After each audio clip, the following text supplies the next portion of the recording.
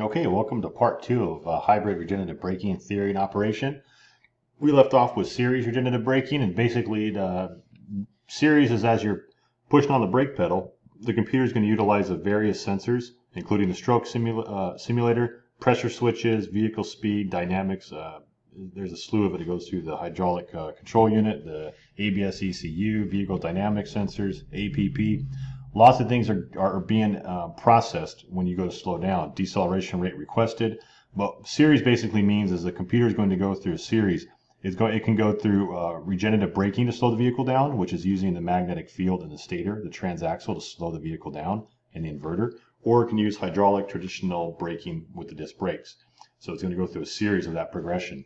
When you push on this master cylinder, you're not actually pushing on the brake pedals. You're pushing on pressure sensors and stroke simulators and these pressure switches here.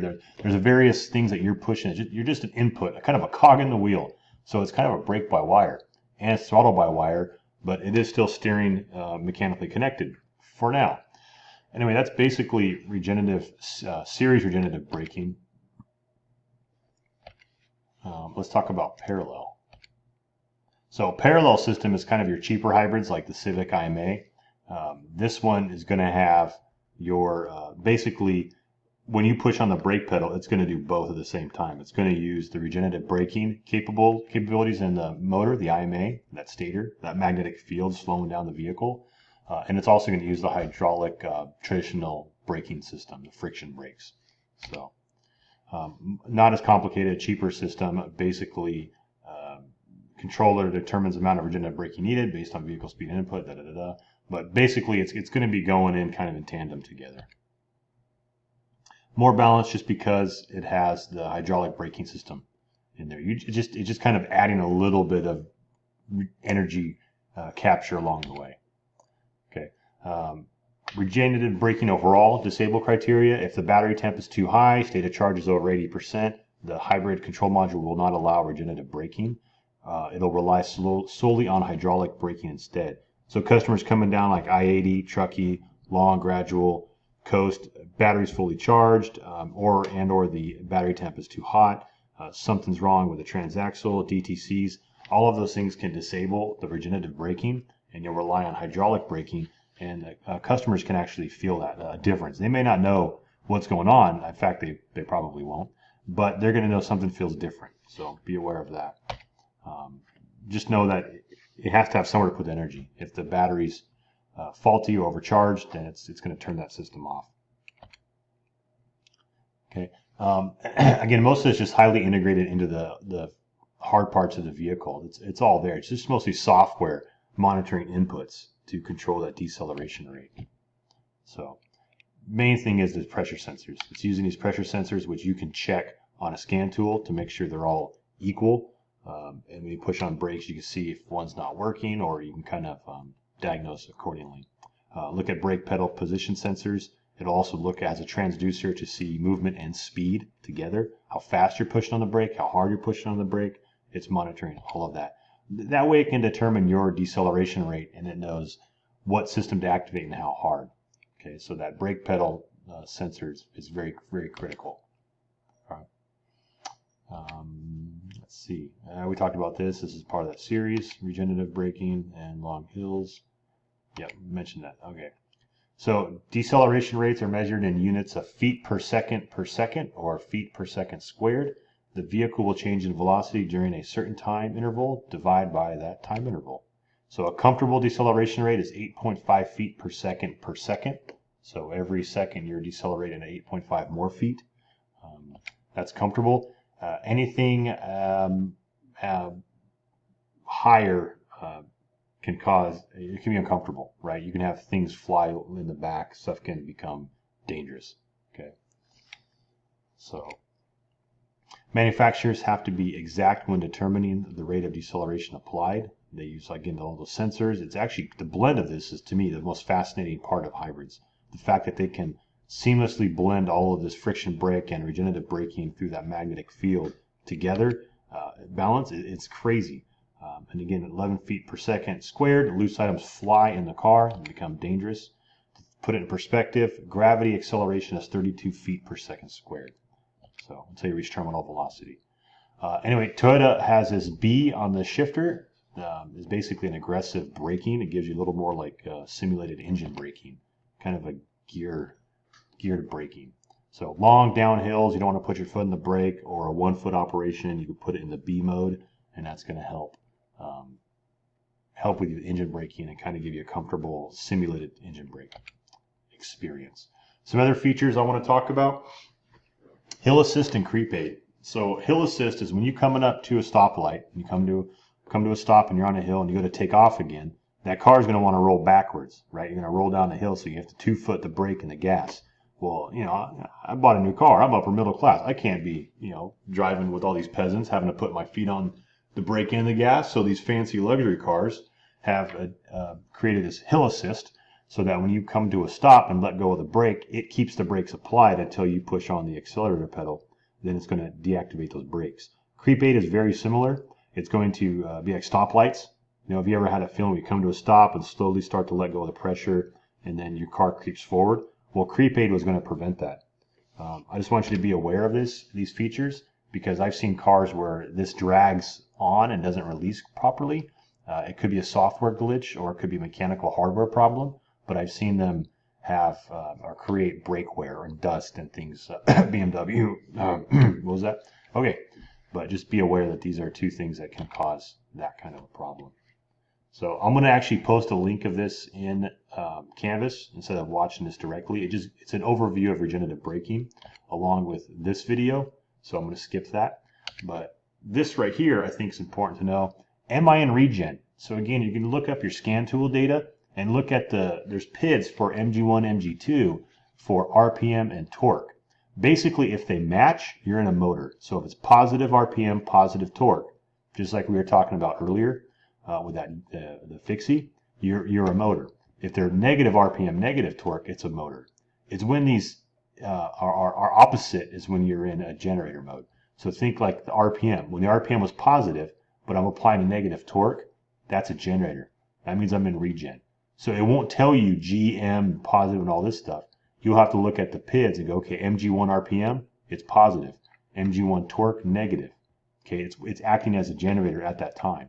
MG2, torque, positive, but the RPM's negative. It's acting as a generator at that time. So those are the kind of things you can look at in the scan data to determine if you're in regen or motor mode, etc. You can also look at the vehicle display icons. They're going to show you whether or not your wheels are sending power to the motor, to the battery, etc. This is a Toyota, and over here on the right is a Ford. It might show you some regenerative capabilities, or that you're getting better range. You'll see this little range icon over here. It's going to start creeping up because you're charging that battery. So servicing these systems, there's not a whole lot to them because basically it's all, again, software. But it would be advised, I know the Ford Escape, it's mandatory, but you're going to want to put it in a service mode of some sort. Let it know that you're activating or working on the brakes. Sometimes you have to have a scan tool to retract the parking calipers, to change the pads, the brake pads. So you have to use a scan tool to retract those pistons. If you use a mechanical piston collapser, like those brake pad separators, you're going to damage those calipers, and they can be quite expensive. So be familiar with your vehicle, look up the prepare procedures, and then go forth accordingly. Okay. Again, this is the Ford. It automatically pressurizes the system. It does this when you open the door. For some reason, Ford, so you have the Escape up on a rack.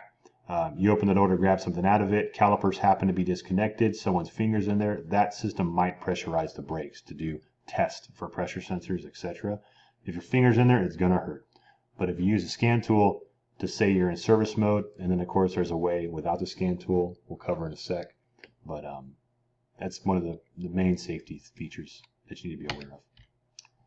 Okay. Also, Ford here says in the service manual, you must remove fuses 9, 18 and use a scan tool to place vehicle in service mode when working on it. It's all safety procedures. So if you don't have a scan tool, there is a manual method, much like putting in the Prius in a maintenance mode. Place the vehicle in park with ignition on. Step on brake pedal with your foot on the brake pedal. Turn the key off and then on. That's supposed to be on. 3 times. Release brake pedal. All done in 3 seconds. So when you see this kind of procedure, make sure you memorize these because you don't have time to read it and do it. So read it, visualize it, memorize it, and then you can do it correctly. If it's done correctly, you'll see the brake warning lamp flash as system is depressurized, and then remain on once system is safe. After repair, you have to reactivate the system by either scan tool or manual. Turn key off, then on. Step on the brake pedal, turn ignition off, then on. And if done correctly, system repressurizes and light goes off. Okay. Note, always, as with any vehicle, including conventional vehicles, always test brakes before shifting in gear. So fire the car up, pump the brakes several times, make sure you have a good firm pedal, then put it in gear. I can't stress that enough. That's a critical tech tip that can get you hurt, someone else hurt, or minimum fired. So just be careful with that. Okay. In some hybrids, there's no vacuum booster, so they have a capacitor bank used to store electrical energy to run the hydraulic motor. Because again, it doesn't have a vacuum booster; it's got electric motor. So we need electrons. So they'll have a capacitor bank, and here it is in this picture right here in the back trunk. Low voltage capacitor bank, but just be aware of that. It can cause damage if you don't drain those or deactivate them properly. Read your service manual to deactivate those properly. And again, here's you've seen this Pro Cut before on car brake lathe. This is the way of the future. This is how we cut rotors. This keeps the rotors cut true to the hub of the vehicle, not to the arbor of the machine. So this is a common procedure, but you can still use these on hybrid vehicles. It's not going to turn fast enough to generate any type of electrical damage. So it's just really slow. Don't worry about it. Here's a picture of that on-car brake lathe hooked up, the Pro Cut. Here's this anti-vibration damper right here, harmonic damper, so you can take those grooves out of the rotor. You know this if you took chassis, steering, and suspension class. You should be familiar with this for sure. So I'm gonna post a video from Toyota about regenerative braking. I had one on when we talked about motors, generators, and controls last week, and I left out the regenerative part. This is where we're going to talk about the regenerative part. And there'll be a video link here in Canvas. Look at the bottom of the screen with the other YouTube videos that I uploaded. Okay. Before handling any magnet, the permanent magnet rotor, just be careful with your wallets, keys, cell phones, etc. The magnet is super strong and it can cause damage on cards, cell phones, etc. So just be aware when walking, carrying that. And I think that just about, yep, there it is. Let's stop right here. So that's the end of part 2. So take a look at the couple other videos I'm going to upload about the regenerative braking. I kind of did a low budget video on a piece of paper, and then we'll talk about the Toyota one, and then also post a link to those videos that I skipped on this PowerPoint, which are just overview videos. So hopefully this has been helpful. Email me if you have any questions. Replay this a few times. Take notes as always. And again, thanks for watching.